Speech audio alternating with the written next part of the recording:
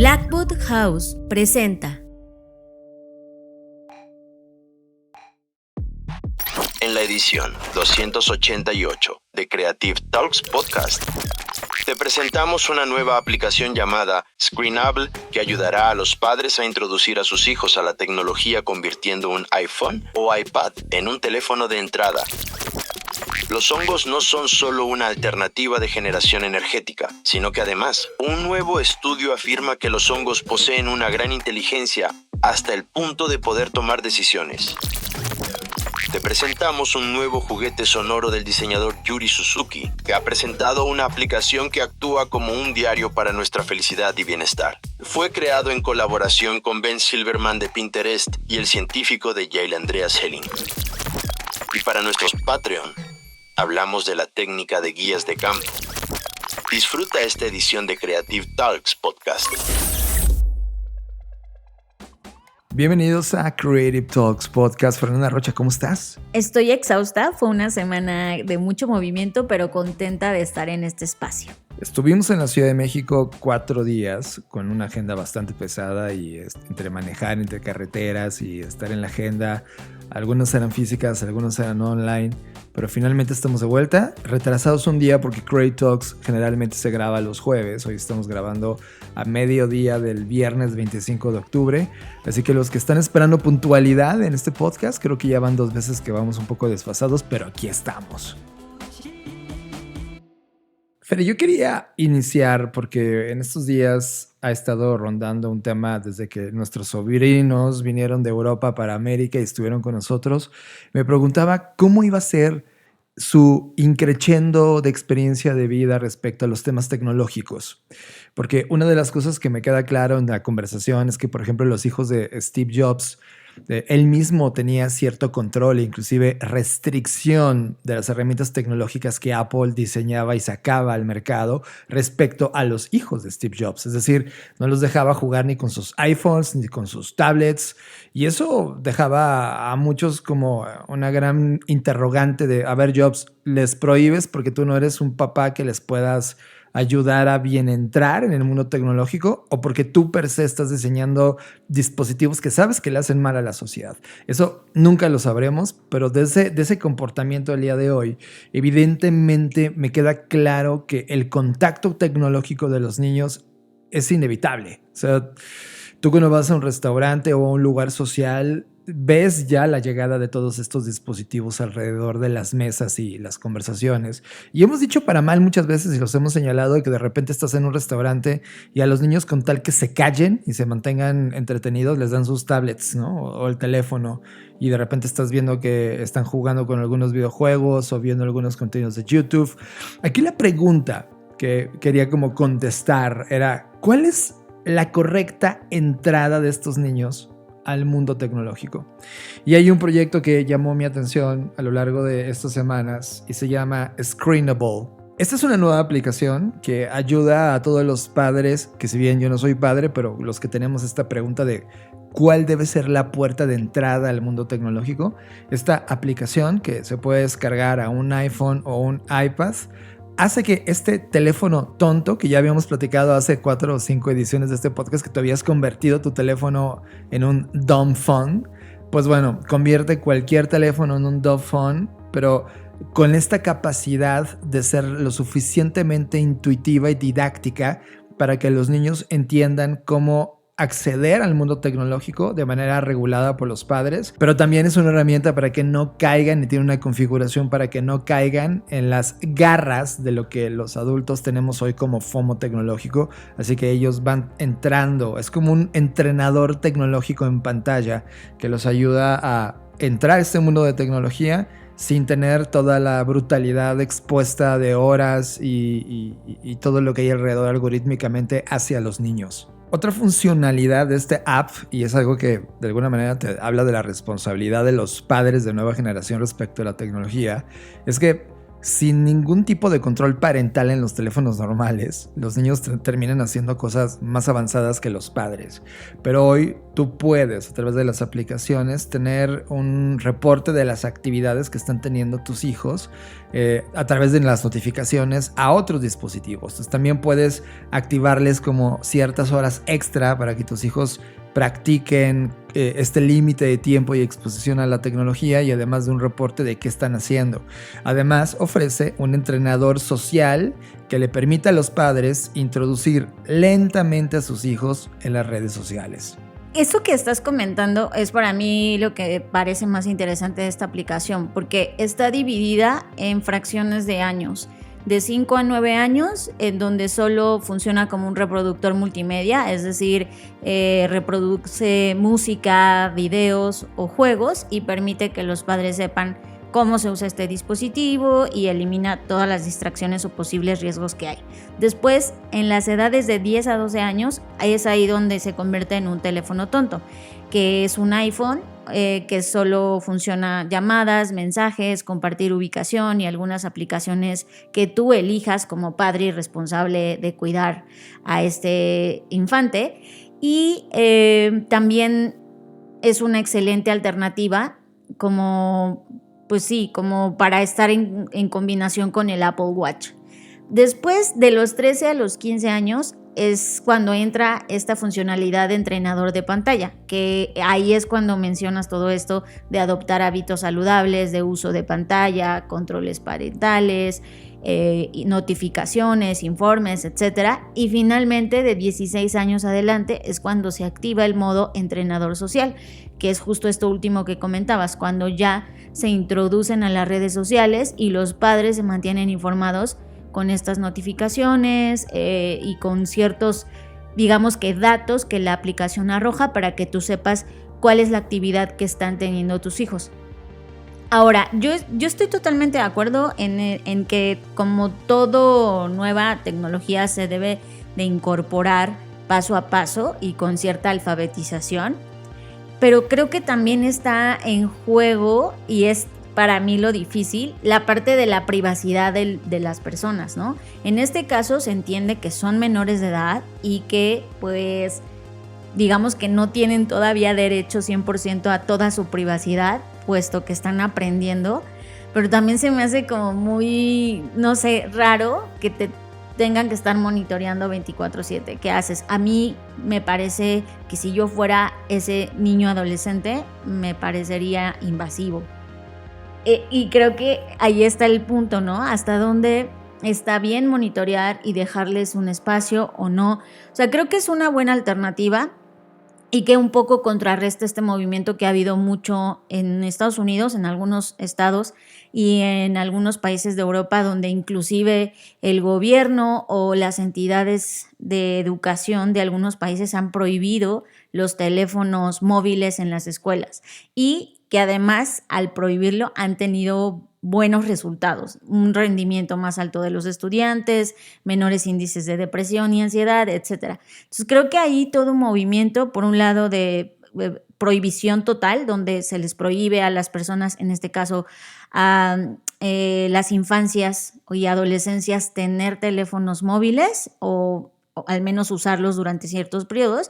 Y por otro lado veo esta alternativa que es como cuando aprendes a andar en bicicleta, ¿no? Y te van llevando primero con las llantitas y luego, que eso también me parece interesante porque creo que nadie lo hemos tenido. O sea, ni nosotros que, digamos, nos tocó el cambio y la transición al mundo digital, ni quienes nacen ahorita siento que están teniendo este acompañamiento. De hecho, también en la parte de los padres, veo muchas tendencias donde hay padres que realmente están decidiendo criar a sus hijos sin pantallas y explican a través de videos y contenido el enorme esfuerzo que eso representa, porque todo ese tiempo sin pantalla debe ser sustituido o está siendo sustituido por tiempo de los padres, y a veces no todos los padres tienen ese privilegio porque la gran mayoría de los padres tienen que trabajar.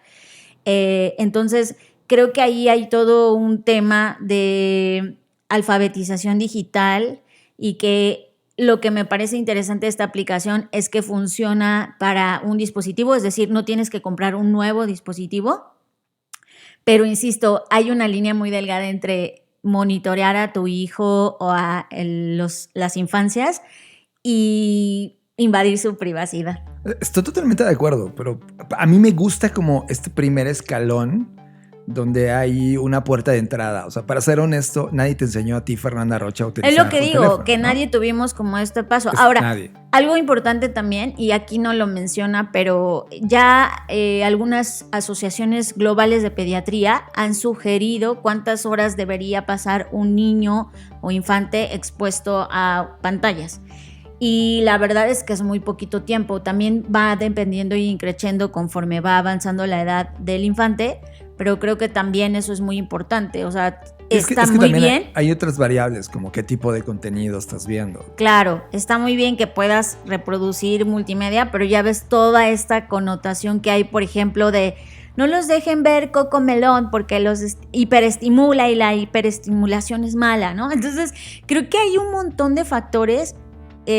Ahí es cuando digo qué bueno que no tengo hijos porque se me hace bien difícil, ¿no? Fuera de risa y todo, es bien difícil porque es como, sí, dale esto, pero no le des tanto. Exacto. Puedes tener esto, pero no, o sea, me hace... Es que deja al niño ser niño, lo único que tienes que hacer es supervisar con la madurez que tengas, porque también aquí entra otra discusión de qué tipo de padre eres, ¿no? Sí. Y qué madurez tienes respecto a los temas, etcétera. Pero la madurez que tengas, supervisa y de acuerdo a tu criterio, déjale acceder, toparse con contenido o a veces regularle y explicarle. O sea, en nuestros sobrinos he estado 1000 veces frente a las jugueterías, ¿no? Y es como, ¿qué tipo de juguete es el adecuado para las distintas edades en las que van creciendo? Y por ejemplo, te topas con juguetes de Fisher Price, donde es como mi primer tablet, mi primer phone, mi primer smartwatch. Y es de, espera, a los 3 añitos es un momento correcto. O sea, tú te lo preguntas como para que ya les tengas mi primer algo de tecnología. Esas preguntas se me vienen a la mente. Y que también me causa aquí, digo, igual no tiene tanto que ver, pero también me causa como asombro el ver, por ejemplo, como nuestros sobrinos con el Viewmaster la pasaron bomba, ¿no? Porque es algo nuevo para ellos. Claro. Y aunque es una tecnología vieja, sigue impresionando a las mentes más jóvenes, pues, porque justo pues es impresionante ver cómo se ve una imagen, aunque no es digital. Nota cultural para todos los que nacieron después de los 90s, el Viewmaster es un tipo de proyector en tus ojos, como si te estuvieras poniendo el Apple... Ándale, pero muy, muy arcaico. Sí, muy arcaico, donde no son pantallas, lo que tú estás viendo es una proyección básicamente por el reflecto de la luz normal de la calle, puesta en una laminilla como si fuera una fotografía pequeña que frente a tus ojos se ve increíble y tridimensional. Y contaban historias en un disco que ibas tú girando y que tiene creo que 6 slides distintas para ver. Eso era Viewmaster, era como un cine congelado mudo que tú cambiabas a tu ritmo, como ver un cómic frente a tus ojos. Ándale. Y cuando estuvieron ellos en contacto con el Viewmaster, de repente era, oh wow, que esto se puede ver, ¿no? Claro, los viejos medios son los nuevos medios cuando alguien no lo conoce. Ahora, interesante poner aquí en la mesa, Fer, que este proyecto es un proyecto familiar creado por 2 hermanos, Tom y Stevie Clinton, que con sus respectivas esposas estaban ellos siendo padres primerizos y empezaron a hacerse estas preguntas de, oye, ¿en qué momento? Ahora, a mí me encantaría que este proyecto, al ser una startup que además está financiado en este momento por sus propios ingresos, o sea, ellos... sus fondos de ahorro los utilizaron para esto. Imagínate que de repente en la mesa estuvieran metidos terapeutas, psicólogos, etcétera, que los ayudaran a entender cuál es el correcto entrenamiento de un ser humano expuesto a tecnología. Ahora, pregunta para mí, este proyecto, a pesar de que está dirigido para niños, o sea, de repente es como, oye, quiero dárselo a mis papás. Lo quiero usar yo. Ay, no, ¿qué tal los papás súper adictos ya a todos estos temas, ¿no? Los papás están cometiendo todos los errores de tecnología cuando tú y yo iniciamos hace 20, 30 años. Claro, claro. Y están metidas en estas cadenas de, ay, es que tengo que enviar esto, si no me van a cerrar el WhatsApp, ¿y qué voy a hacer? y es como, sí, papá, no es verdad, ¿no? Ay, que los piolines, si no mando este piolín, no voy a tener suerte en el día. No, mamá, no va a pasar. O sea, están en esta idea y ciertamente te habla de que no hay una cultura digital, nadie nos enseñó pues nadie nos enseñó a utilizar esta plataforma y lo que estamos haciendo es instintivamente movernos También bajo los intereses de las compañías que diseñaron estos movimientos instintivos. A mí me parece increíble. Para los que quieran bajar el proyecto, váyanse a la página getscreenable.com, así en inglés, de obtener, getscreenable.com. Y ahí pueden descargar el app y tratar de juntar su experiencia respecto a qué pasaría si. La buena también, solo para cerrar, si tienes, como todos los padres, un teléfono viejo, que es el que le vas a dar a ese niño a jugar, pues lo puedes hacer. Como tú dices, Fer, no necesitas un nuevo iPhone para darle ese aparato de 70,000 pesos a tu hijo, sino puede ser un dispositivo viejo que está listo para convertirse en su primer pantalla entrenadora. Estás escuchando Creative Talks Podcast. Creatividad, innovación, diseño, negocios y futuros. John, y siguiendo con esta línea de la alfabetización y el uso de la tecnología, esta semana ocurrió algo que, como ya se había platicado en otros episodios, era un riesgo latente, así como cuando lanzaron los primeros vehículos autónomos y decíamos, ok, si este vehículo provoca un accidente, ¿a quién se le va a culpar? Pues ahora está pasando exactamente lo mismo, pero con la inteligencia artificial. Esta semana se presentó un caso y se reportó a través de New York Times acerca de una madre que quiere acusar legalmente a una compañía que ofrece un servicio de inteligencia artificial, un chatbot que es supuestamente amigo, por el suicidio de su hijo adolescente.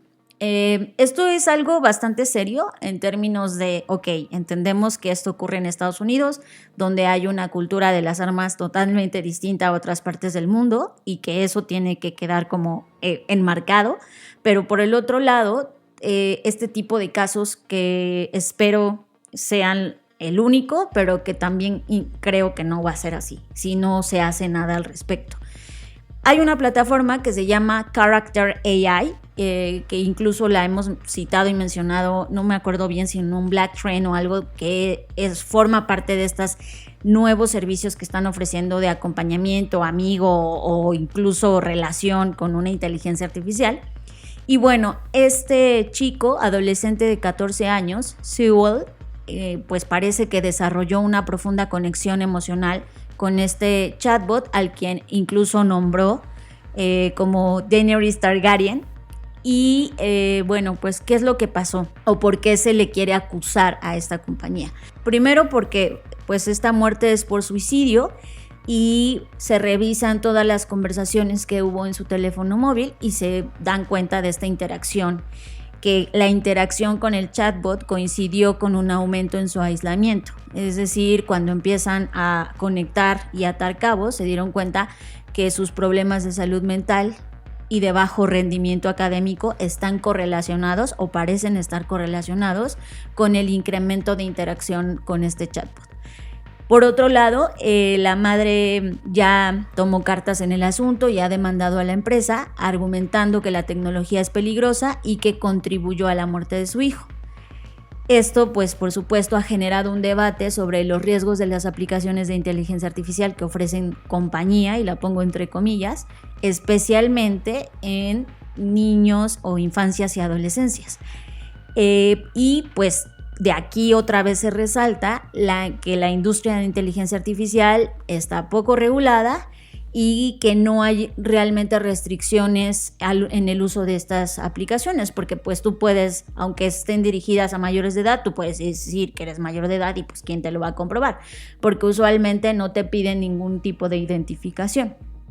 Entonces, creo que este caso lo que nos viene a plantear son primero estas interrogantes sobre cómo las interacciones con la inteligencia artificial podrían afectar nuestra salud mental, especialmente si eres adolescente, porque es una etapa vulnerable, como se sabe. Por otro lado, ¿hasta qué punto son responsables las empresas de tecnología por el contenido que generan las personas en sus plataformas y por las acciones de sus usuarios?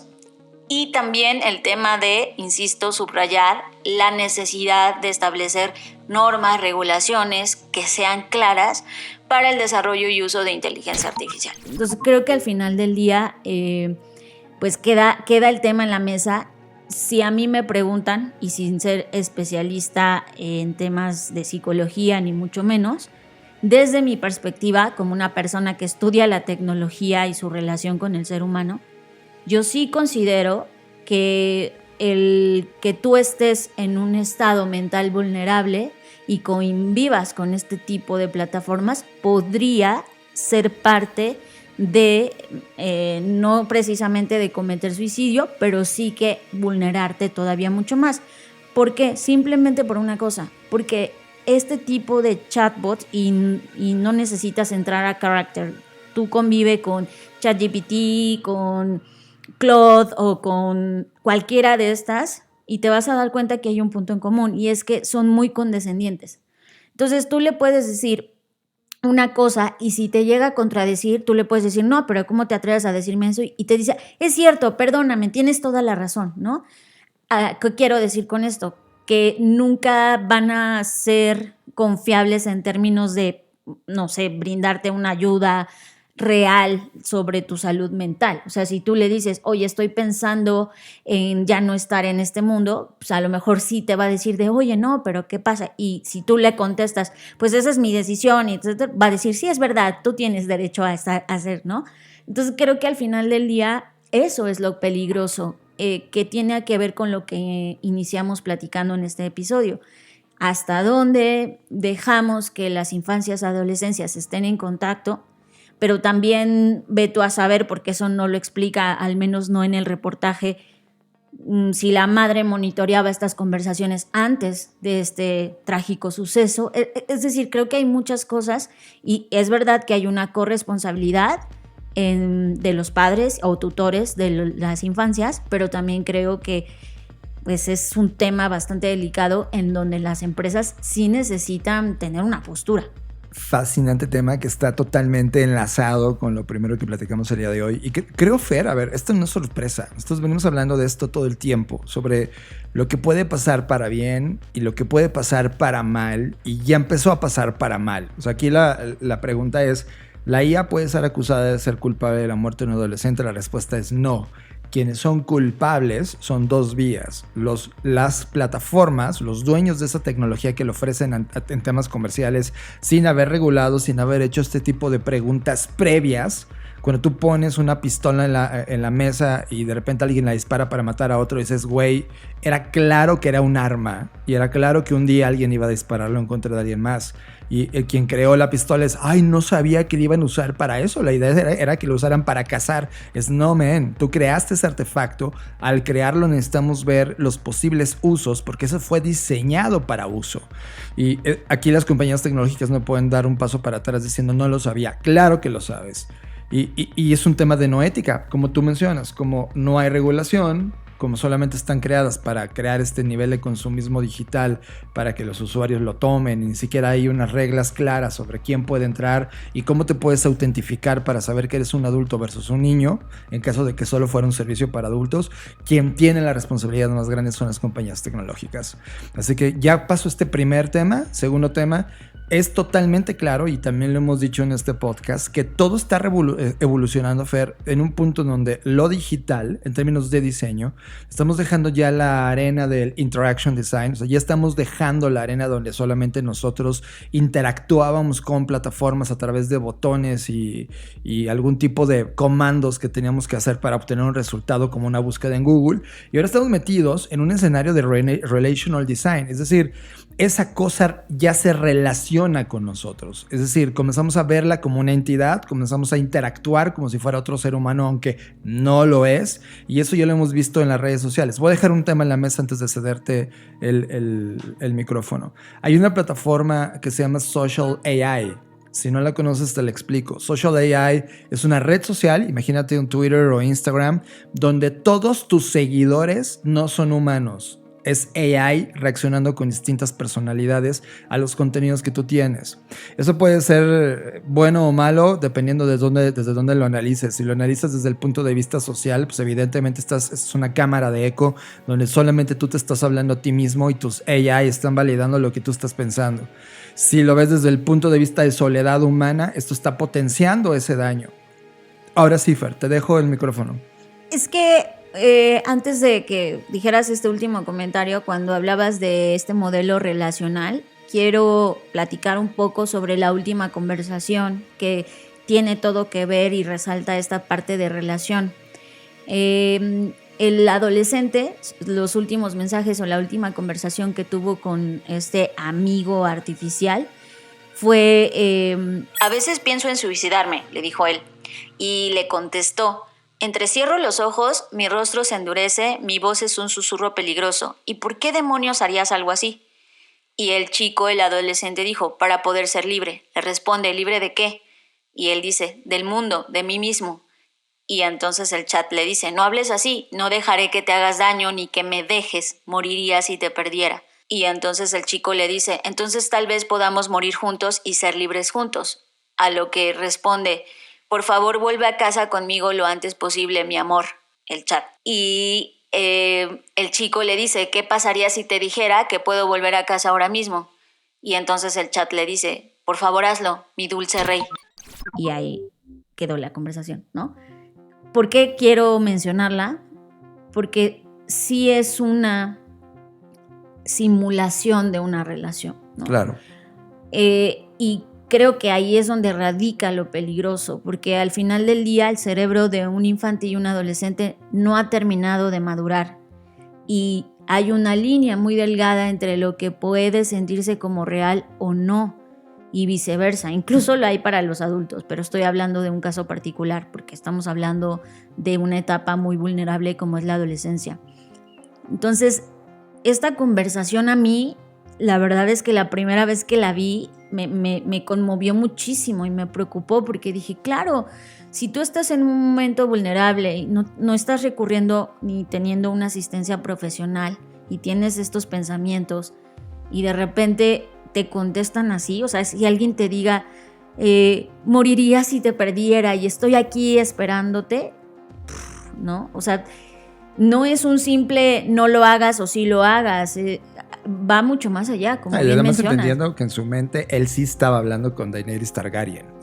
Ajá. O sea, esa fictorrelación, yo no quiero llamar fictosexualidad porque esto no llegó, al menos no sabemos con información publicada, a temas sexuales, pero sí había una fictorrelación entre una entidad artificial y un humano que ya mantenía un nivel de conversación y de credibilidad y de fe, que eso es algo que a distinción del interaction design, donde todo era interacción y experiencia, aquí ya está relacionado emociones humanas más relación de confianza, credibilidad y significado, Sí. que lo explota el algoritmo brutalmente al llevarlo a este punto. Sí, creo que al final del día lo que nos pone en la mesa, insisto, es qué va a pasar, qué cartas en el asunto va a tomar, en este caso Character AI, pero al mismo tiempo todas las demás que hoy están en el mercado. Porque al final del día, además de tener ciertos candados verificando quiénes son los usuarios, creo que también debemos tomar muy en serio el acceso que tienen las infancias y adolescencias a este tipo de plataformas, porque pueden provocar, en este caso tan trágico, la muerte, o en otros casos menos trágicos, el malestar o el empujar a un estado mental no saludable. Totalmente de acuerdo, Fer. Y además le pone énfasis en términos correlacionales a temas que hemos discutido en este podcast sobre la enfermedad de la soledad que estamos como humanos atravesando, lo cual es paradójico. En el momento más interconectado de la historia de la humanidad, estamos atravesando uno de los momentos más solitarios de la historia y esa enfermedad no ha sido ni discutida, ni platicada, ni atendida.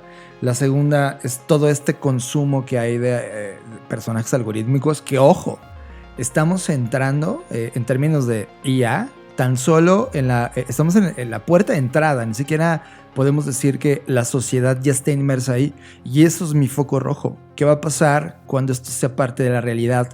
Cuando tus asistentes y te enamores de tu asistente digital y esa relación con esa IA sea más duradera, más fuerte, más sólida que la que tienes con cualquier ser humano que te está rodeando. Eso sería un antes y después en términos sociales de la humanidad. Y hoy, con la poca regulación que hay, con la poca ética que hay de las compañías tecnológicas, pero paradójicamente el inmenso presupuesto que hay para meterle este tipo de tecnología por encima de otros temas que deberíamos de resolver, me preocupa mucho hacia dónde se va a mover la sociedad.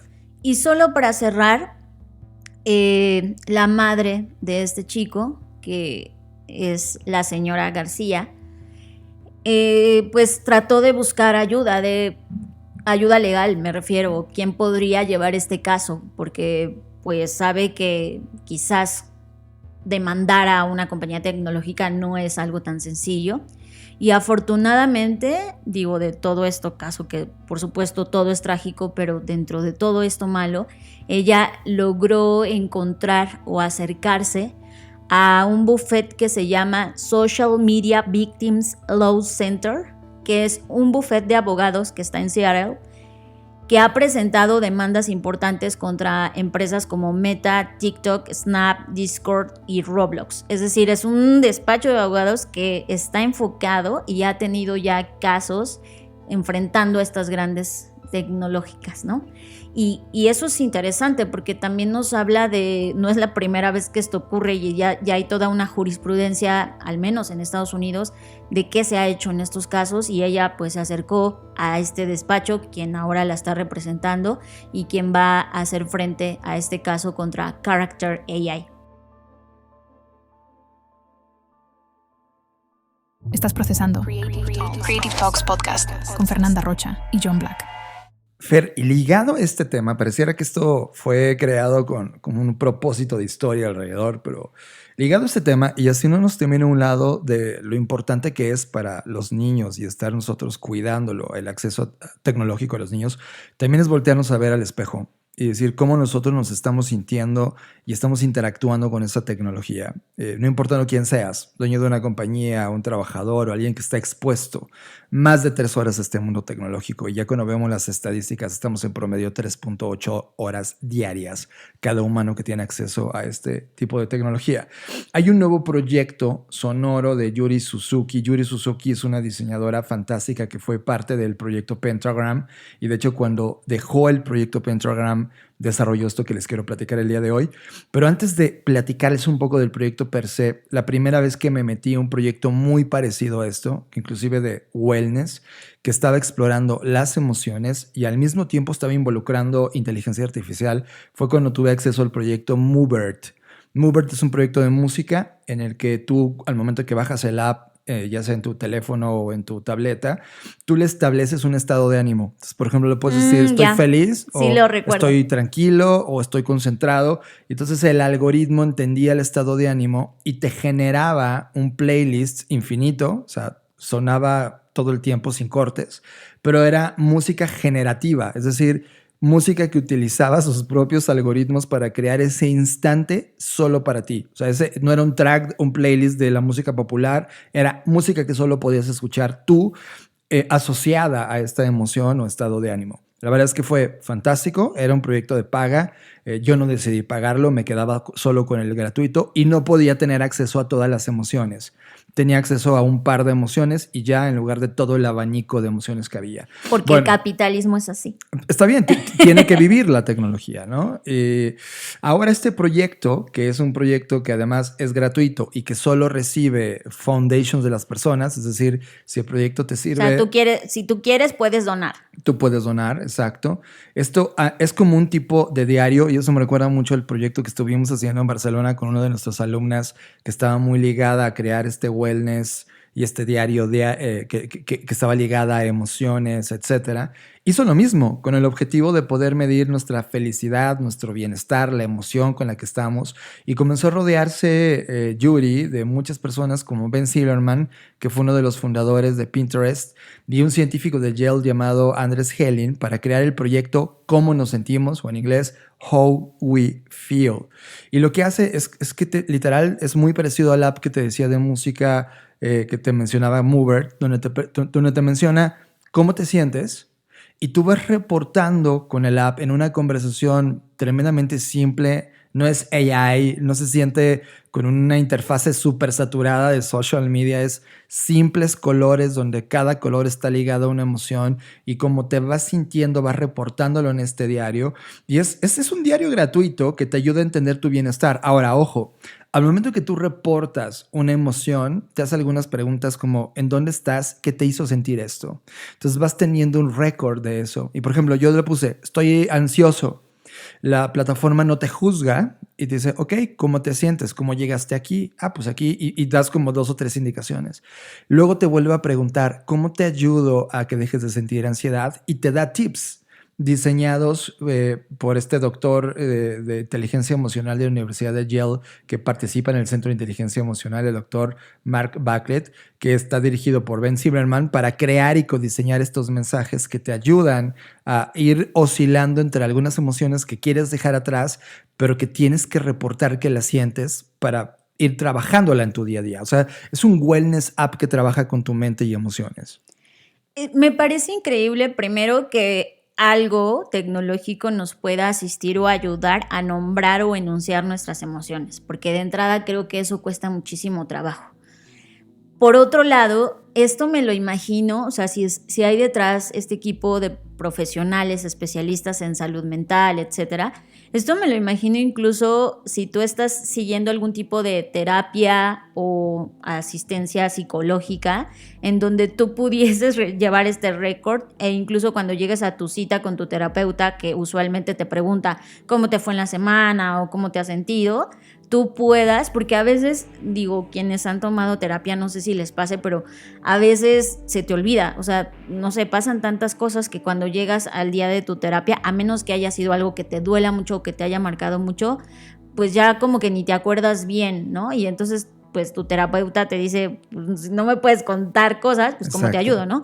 Entonces creo que eso podría servir muchísimo como para un acompañamiento de pues mira, así es como me sentí y el martes me pasó esto, como recordar qué es lo que ocurrió para poder recibir una mejor ayuda. Ahora, a lo largo de la experiencia del app, tú vas programando la app de, oye, recuérdame marcar mi emoción de cómo me sentí al finalizar el día o al iniciar el día. O sea, tú lo programas, el app no te está todo el tiempo diciendo, hazme caso.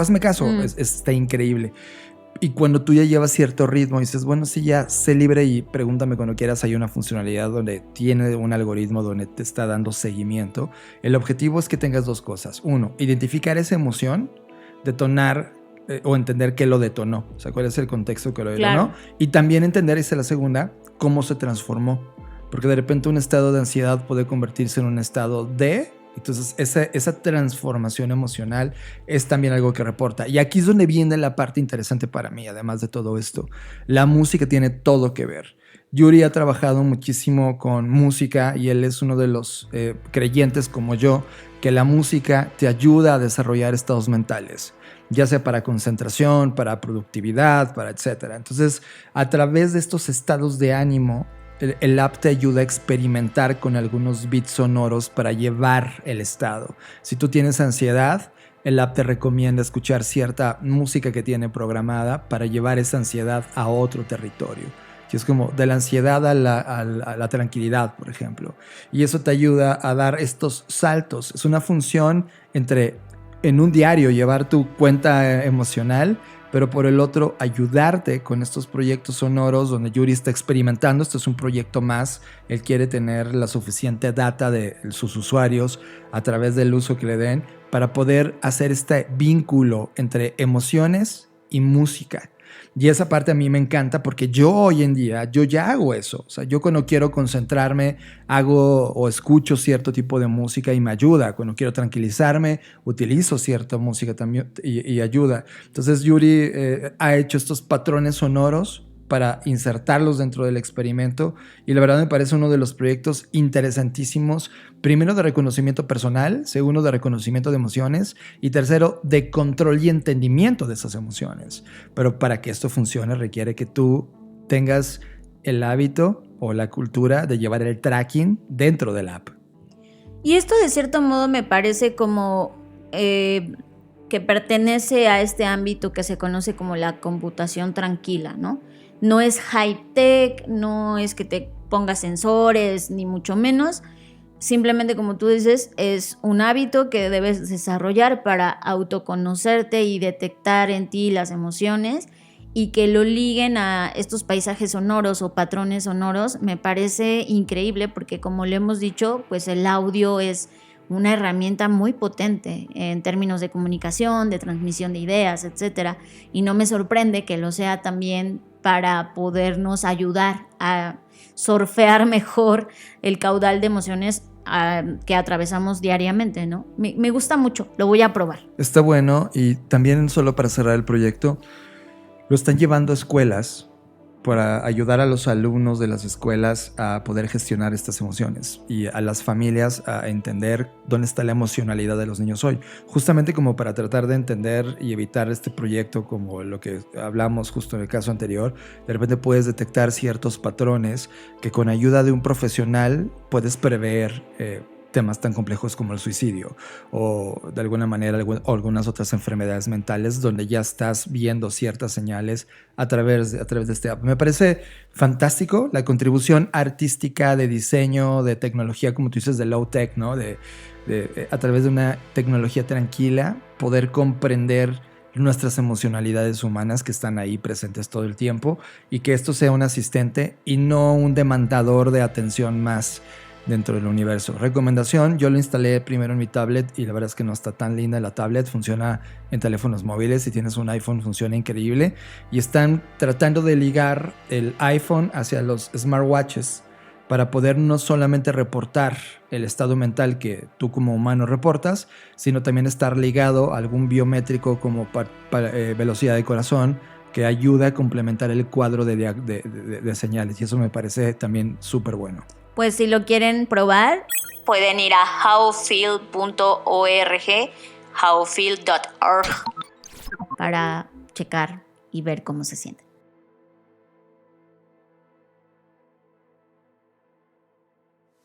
Suscríbete ahora a la versión extendida de Creative Talks Podcast, disponible en exclusiva a través de Patreon, y recibe contenidos adicionales como el podcast del creador, Magazine Review, Bookshake, Traficante de Ideas y ofertas exclusivas de Black School y Blackbot. Estos son los beneficios exclusivos de ser Patreon. Suscríbete ya. Creative Talks Podcast. Fernanda Rocha, a mí Tom York me parece una de las personas icónicas en mi vida. De hecho, una de mis referencias en mi top 10 de seres humanos que sigo, he seguido, admiro y me han influenciado en su totalidad ha sido este hombre.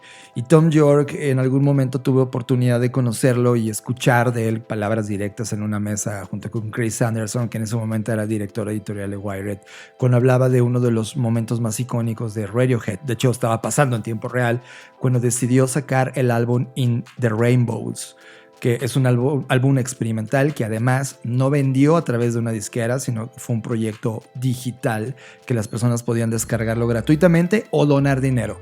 Lo pongo en el marco porque Tom York, puedo decirte que es uno de los seres humanos que más ha experimentado en la tecnología en los últimos 30 años, y que mucho del sonido, y si no has escuchado el OK Computer de Radiohead, te darás cuenta de dónde está la genética tecnológica y lo avanzado que piensa esa mente llamada Tom York.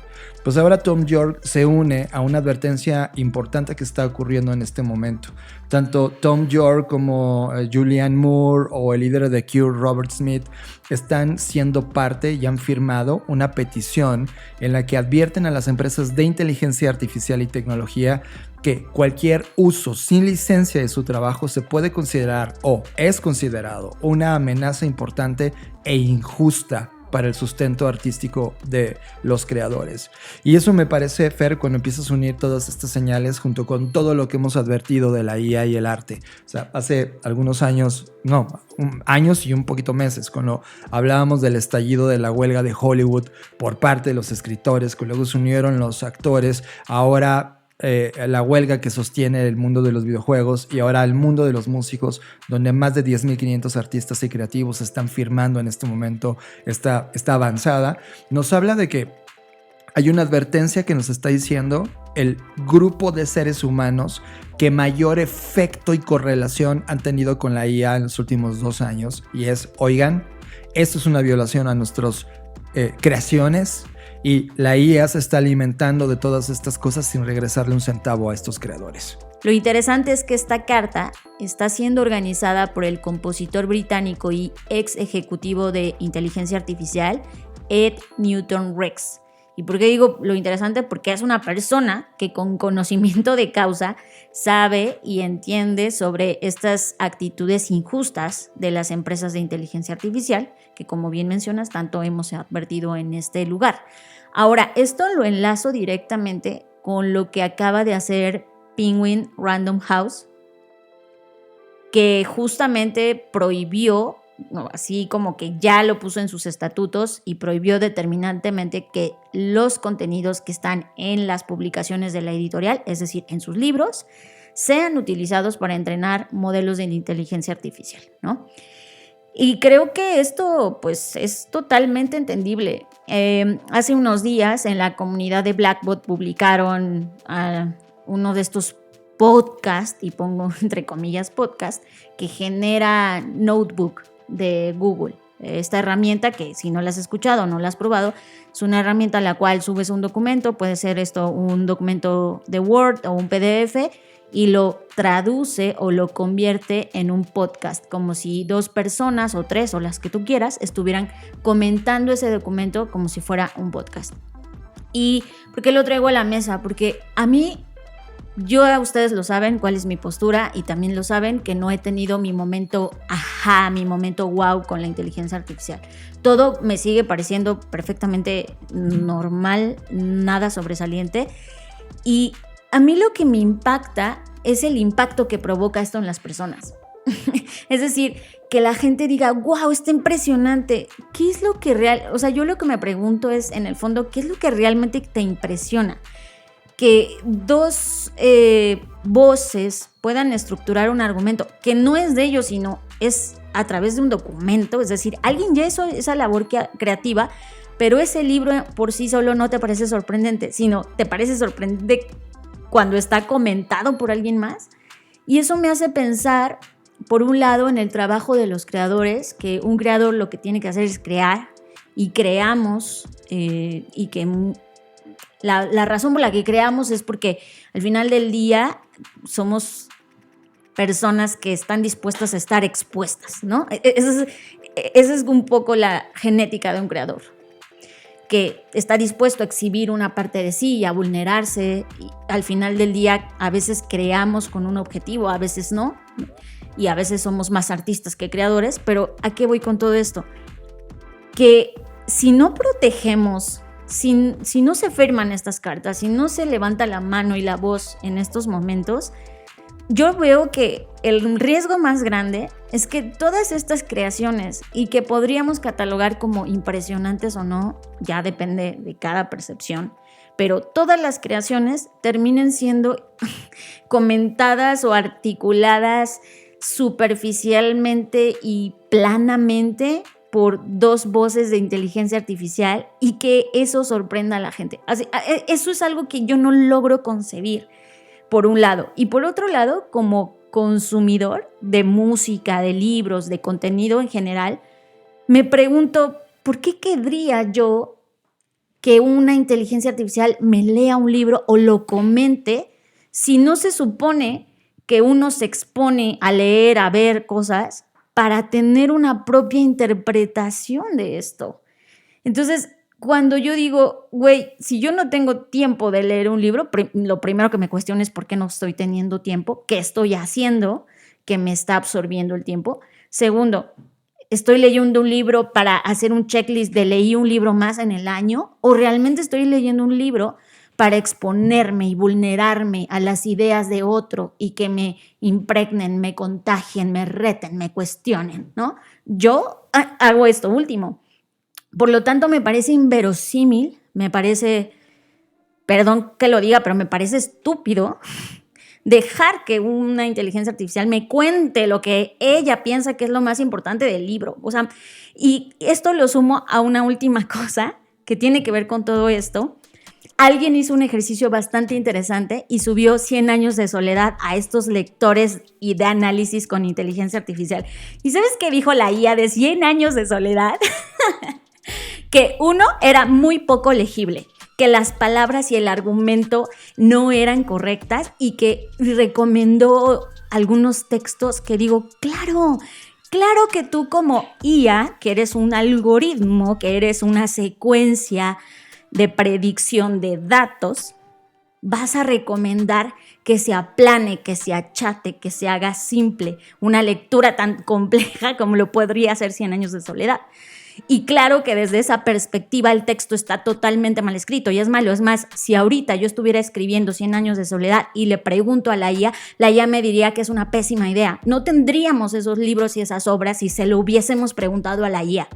Y eso me parece brutal, porque estamos dejando que esto piense por nosotros, que nos diga qué es lo importante, que nos diga qué tenemos que hacer, qué tenemos que pensar. Y neta, eso me parece súper horrible. Porque entonces, ¿qué es la cosa por la cual hacemos nosotros las cosas? Y por eso me uno. Estoy de acuerdo que los creadores se reúnan para abogar no solo por sus derechos de sus creaciones, sino por lo que esto podría tener de consecuencia en la mente, en la cultura, en el futuro de quienes somos los seres humanos. Me encanta tu ludismo.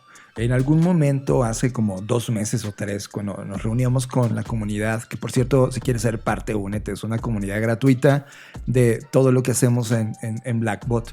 Hablábamos de un neoludismo.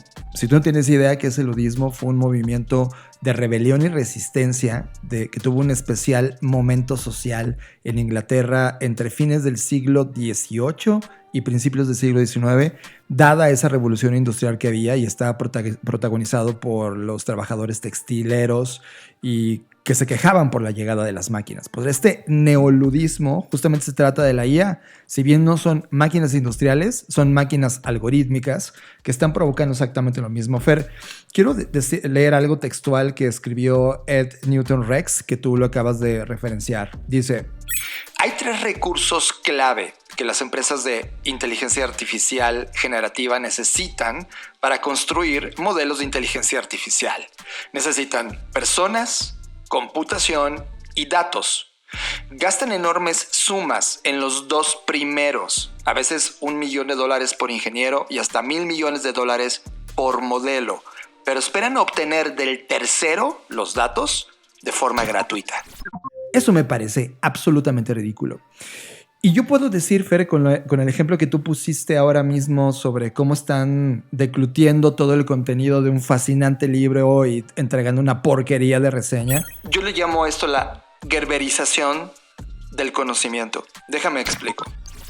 El Gerber, si tú no estás en un país latinoamericano, querido escucha, el Gerber es un tipo puré que le dan a los bebitos. Está ya como encapsulado. Una papilla. Es una papilla. Industrial. Industrial, sí, claro. Una manzana deliciosa, la convierten, la prasan a través de un proceso industrial, le meten aditivos químicos y se la entregan a la mamá que no tiene tiempo de hacer una comida para su hijo a través de un Gerber.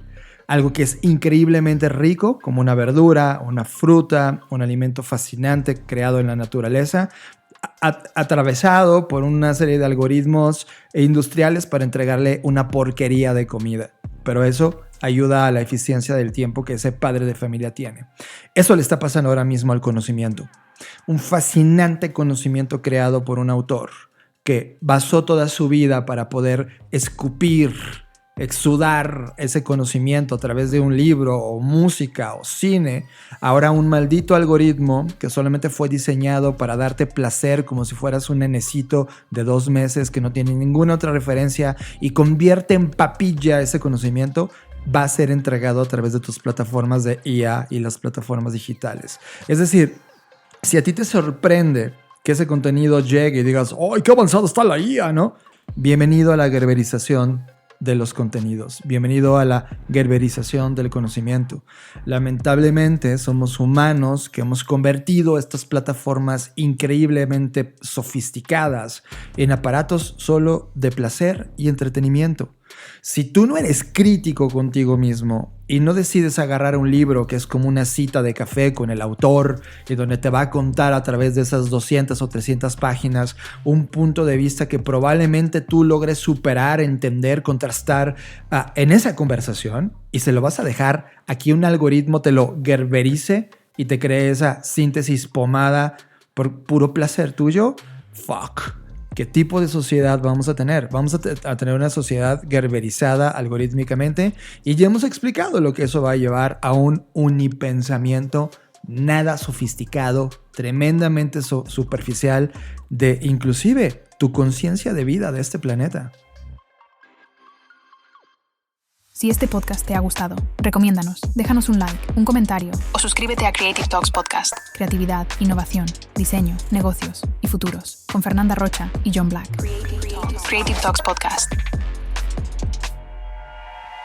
Fernanda Rocha, hemos platicado muchas veces en este podcast que los efectos del cambio climático deberíamos de tener ya una agenda de ya no detenerlos, es decir, ya no hay una forma. De hecho, científicos en estas 2 semanas advirtieron que ya no vamos a alcanzar los objetivos para no incrementar a 2 grados la temperatura del planeta, que esos objetivos están ya realizados. ¿De 1.5 grados? 1.5 grados. Y ahora se estima que a este ritmo vamos a llegar al incremento de 3.5 o más, lo cual significa algo que hace un par de años decíamos en este podcast de ya no deberíamos planificar para un momento donde lo logramos, sino debemos de planificar para un momento en el que ya estamos en el problema. Entonces, ante ese estado de ya estamos en el problema, algunos agricultores y científicos han estado preguntándose si la temperatura en el planeta va a ser tan alta y la exposición solar tan dañina, ¿qué va a pasar con los alimentos que sembramos? Y la respuesta es: dejarán de existir, y están ellos buscando una alternativa y han logrado crear una técnica científica llamada electroagricultura. La electroagricultura consiste en poder sembrar sin la necesidad de la luz solar, que es todo un reto porque, como sabemos, pues la luz solar es la gran fuente de transformación en términos de la fotosíntesis, y todas las plantas lo necesitan para llevar a cabo sus procesos, así como los seres humanos también necesitamos la luz del sol para llevar a cabo muchos de nuestros procesos. Entonces, pues la idea de esto es que pueda cosecharse y pueda sembrarse sin la necesidad de la luz solar, es decir, en una oscuridad casi total. Hasta hoy sabemos que la fotosíntesis es el proceso biológico que les permite la alimentación a estos seres vivos. Al eliminar el proceso de donde obtienen o desarrollan esa fotosíntesis, que es a través del sol, pues voy a leerte textual lo que Robert Jenkinson, que es el profesor asociado de Ingeniería Ambiental Química de la Universidad de California, Riverside, logró. Dijo: si ya no necesitamos cultivar plantas con luz solar, podemos desvincular la agricultura del medio ambiente y cultivar alimentos en ambientes interiores y controlados. Creo que debemos llevar la agricultura a la siguiente fase de la tecnología y producirla de una manera controlada y desvinculada de la naturaleza, y ese tiene que ser el siguiente paso. Lo cual se me vienen 2 ideas. Una, pues triste, porque el mundo como conocemos, estos colores verdes de los campos, que hoy cuando te paras a un bosque lo ves, o vas a zonas de agricultura, ves la tierra sembrada y ves los alimentos nacer ahí. Ahora esas imágenes en los siguientes 10 y 15 años van a empezar a ser cada vez más inaccesibles, porque ahora vamos a tener granjas bajo tierra o edificios creados para sembrar. Y ese salto, Fer, como hubo un momento donde dominamos el sembrar nuestros alimentos y eso nos hizo pasar de nómadas a sedentarios, pues ahora estamos en un momento donde estos campos de cultivo, en un mundo verde lleno de flores, pues ahora la imagen comienza a volverse más color café y tierra seca, porque vamos a tener que crear instalaciones artificiales donde ese mundo ya no va a existir. Ahora, algunas personas que comentan este artículo y esta investigación tienen contrapuntos que me parece valiosos e importantes mencionar. Por ejemplo, dicen, ¿es esto una señal de una posible guerra nuclear y entonces se está preparando para poder sembrar bajo esas condiciones? Ese es un punto. Otros dicen que el artículo no profundiza en cuál es el costo total de energía para operar este sistema de agricultura eléctrica, que desde la perspectiva de otros expertos y especialistas es contraproducente, porque si vas a requerir más energía eléctrica, eso va a contaminar todavía más el planeta por la forma en la que hoy obtenemos la energía eléctrica per se. Y creo que es bastante interesante.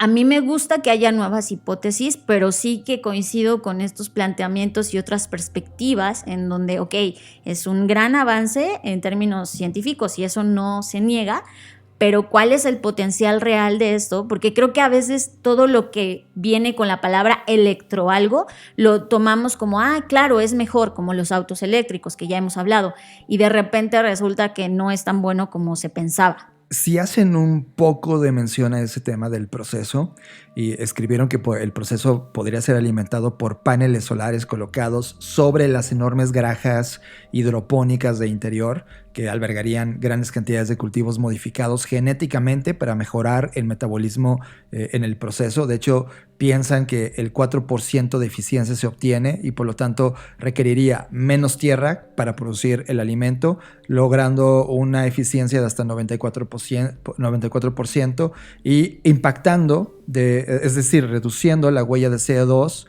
asociada con la producción de alimentos.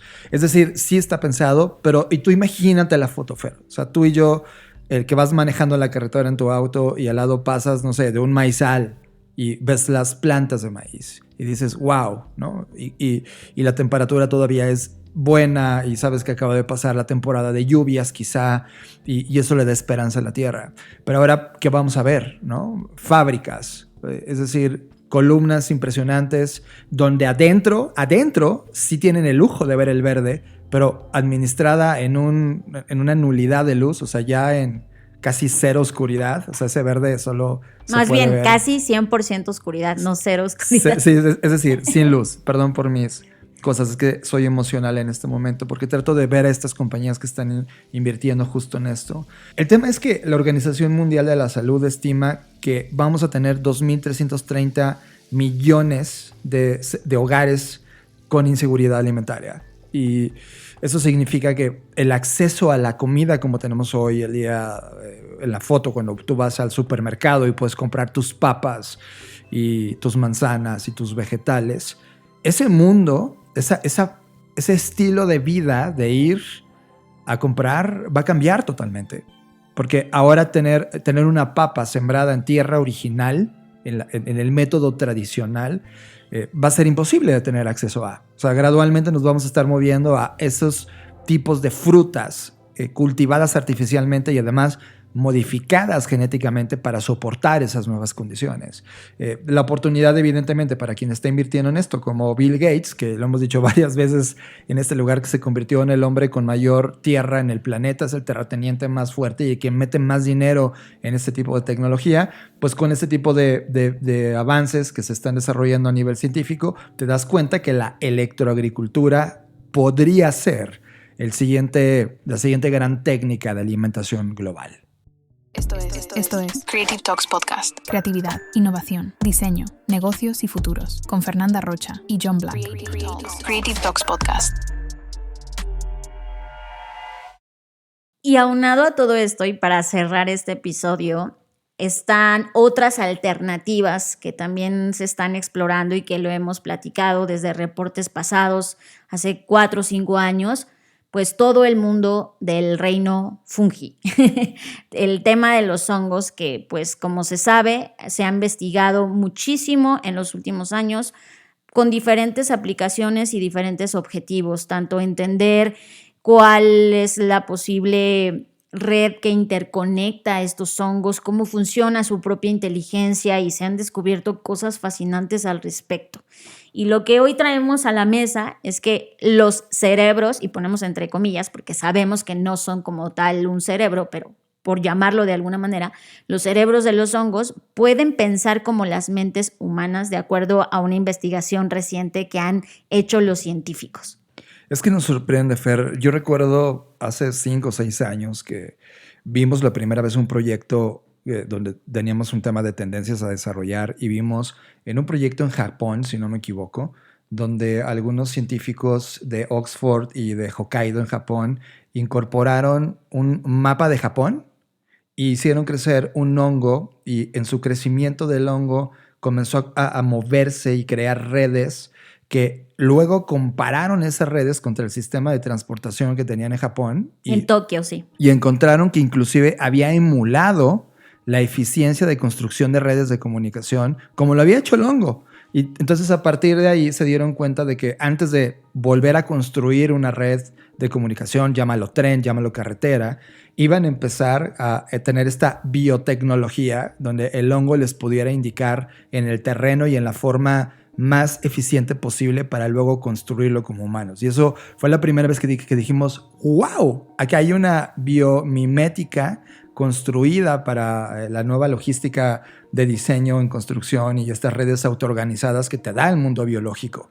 Ahora llevada a este patrón de científicos que encontraron y hicieron estos hallazgos donde tienen un nivel de comprensión y de decisión y de organización tanta o comparable como lo hacemos en nuestra mente humana, nos indica, Fer, y esto es un golpe en la mesa increíble, que el mundo biológico que hemos dejado atrás, que lleva millones de años de evolución y que hay una serie de conocimientos que no hemos logrado ni comprender porque no alcanzamos ni a cuidarlos ni a entender su trascendencia, cuando te das cuenta y tienes un acercamiento con los hongos, te das cuenta que podemos aprender tantos de ellos y ahorrarnos tantos problemas o resolver problemas actuales a través de ese conocimiento que contienen estos seres vivos en este planeta. A mí lo que me fascina es que esto sí me impacta, o sea, este sí es mi aha moment, ¿sabes? Esto me impacta mucho más que cualquier aplicación existente de inteligencia artificial generativa, o sea, esto sí debería provocarnos impresión, ¿no? Porque al final del día, como tú dices, es tecnología ancestral, milenaria, que no hemos... Y qué bueno que ahora sí, pero que durante muchos años no prestamos tanta atención. Entiendo que los científicos sí, pero me refiero al resto de la humanidad. Que ahora con estos hallazgos me parece impresionante lo que estos organismos pueden hacer. No solamente lo que ya nos demostraron que tienen de toda su estructura y de sus beneficios en su consumo, etcétera, sino ahora entendiendo cómo funciona su pensamiento, por llamarlo de alguna manera, y eso me parece una locura, porque al final del día, pues como tú bien mencionas, toda esta red micelial es una red de comunicación en la que recién estamos descubriendo qué es lo que va y viene en términos de intercambio, y eso sí que me parece una locura. Entonces creo que los hongos son capaces de cosas que, como bien dice uno de los autores del estudio, Yu Fukasawa, espero haberlo dicho bien, que sí dice, te sorprendería saber de qué tanto son capaces los hongos. Y sí, o sea, yo cada vez que leo algo de hongos me quedo horas pensando como, ¿qué es esto? y creo que esto es en lo que sí deberíamos estar ocupados, enfocados, porque al final del día, como bien mencionas, esto tiene aplicaciones infinitas en nuestra propia vida, en nuestra propia comprensión de quiénes somos y cómo nos relacionamos con el resto de organismos.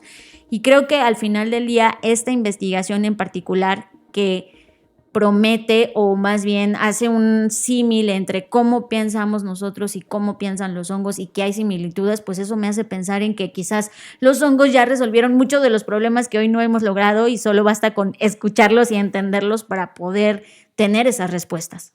Estás conectado a Creative Talks Podcast con Fernanda Rocha y John Black. Creative Talks Podcast. Y con esto llegamos al final de esta edición de Creative Talks Podcast, que podemos sintetizar, Fer, creo que casi nunca lo hacemos. Todo lo que hemos platicado tiene que ver prácticamente con 3 cosas. Tema número 1, conocerse uno mismo a través de las emociones, a través de tu evolución y experiencia en este planeta Tierra, y eso te ayuda a entender el contexto y aprovechar las oportunidades del momento. Quien no lo hace, quien crece sin supervisión, pues tiende a malentender esto, a suicidarse en el caso de este tema de relación con la IA, y más en un mundo donde se está volviendo totalmente mediatizado por una pantalla y un algoritmo donde realmente no te están educando a nada, te están entregando una papilla de lo que realmente es una exquisitez de experiencia.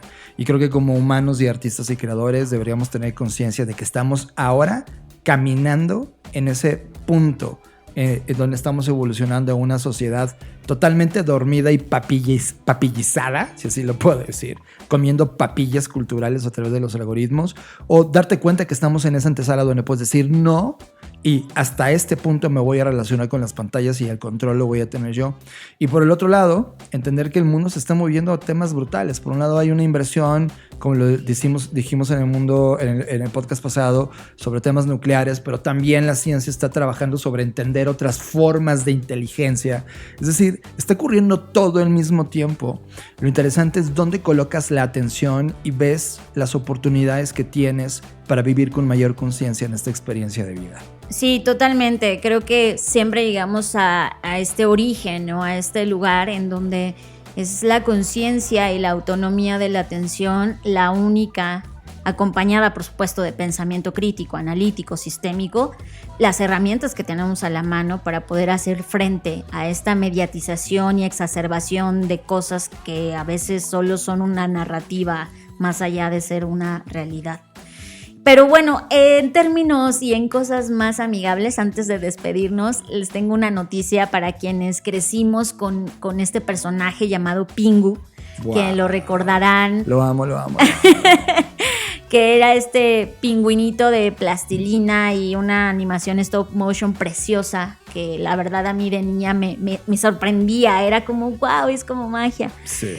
Bueno, pues resulta que este personaje regresa con un estudio de animación que se llama Artman, que ya tiene otros éxitos que quizás no los reconocemos porque están mucho enfocados en Reino Unido y Europa. Pero bueno, para mí la buena noticia es que Mattel toma este personaje otra vez y lo lleva pues nos lleva a esa, que qué bonito lo pusieron y coincido totalmente, a esa nostalgia, ¿no? Como esa nueva nostalgia o esa nostalgia que nos trae este tipo de personajes. Así que pronto estaremos viendo el lanzamiento otra vez de Pingu. Y también me gustaría saber y ver si las nuevas generaciones van a estar interesadas en este tipo de personajes, porque ya siento que suena como muy viejito. Sí, y también no hay que olvidar que el año que viene está, ¿cómo se llama? ¿Nostalgia? Ajá, así le ponen. Yo lo tomaría como una señal de mucho de lo que va a pasar el año que viene. Recuerda que regresa Toy Story. Entonces creo que lo que está pasando es que esta generación de niños que ya ahora somos adultos y que ahora estamos interactuando con las nuevas generaciones, los nuevos hijos, los nuevos bebés, tus nuevos sobrinos, etcétera, pues estamos, la verdad, dejando nuestra estafeta a esa generación. Y de repente el mercado de tú y yo seguimos consumiendo Toy Story, pero, y ahora cediéndola a la nueva generación como diciendo, mira, este es Buzz Lightyear, ¿no? Pues ahora pasa con el Pingu, o sea, es como, mira, este era mi Pingu donde yo crecí. Y veremos cómo es aceptada bajo las nuevas ideas y el nuevo ritmo de consumo mediático que tienen los niños. A mí como experimento me encanta volver el... ¿no? Como, el clásico. Sí. Wow, o sea... Oye, y por cierto, bueno, ya nos alargamos, quizás el próximo episodio hablemos de esto, pero hablando de esto mismo... El tema del lanzamiento del juguete para adultos Buzz Lightyear, que... buenísimo. O sea, da para otro episodio. Ya hablaremos de eso seguramente la próxima semana. No, sí, háblalo ya. O sea, ok, está bien. Por temas de tiempo hay que respetar sus tiempos. Es una locura. Sí, pero es esta estafeta, Fer. Al final del día es como estamos cediendo la estafeta a las nuevas generaciones. Y por un lado, pues si a la nueva generación le gusta tu juguete, pues ahora van a jugar los dos niños de la casa, ¿no? Pues ya veremos. Gracias por llegar hasta acá. Recuerden que tenemos el último bootcamp del año sobre creatividad e inteligencia artificial. Tenemos todavía algunas becas del 25%. Si la necesitan, solicítenla. Si no la necesitan, pues no, porque dejen que quienes sí la necesitan la utilicen. Pero esto va a ocurrir el 15 de noviembre. Es nuestro último taller del año para poder cerrar con broche de oro y enfrentar todo esto que hablamos el día de hoy en este episodio. Ya está. Muchas gracias por llegar hasta este punto de Creative Talks Podcast. Yo fui John Black. Yo, Fernanda Rocha, y nos vemos en el futuro. Gracias por escuchar Creative Talks Podcast, el podcast que habla de creatividad, innovación, diseño, negocios y futuros, con Fernanda Rocha y John Black. fundadores de Blackbot, la compañía que diseña el futuro. Creative Talks Podcast. Un podcast presentado por Blackbot y disponible en su versión extendida en exclusiva para Patreon. Creative Talks Podcast. Nos vemos en el futuro. Blackbot House presentó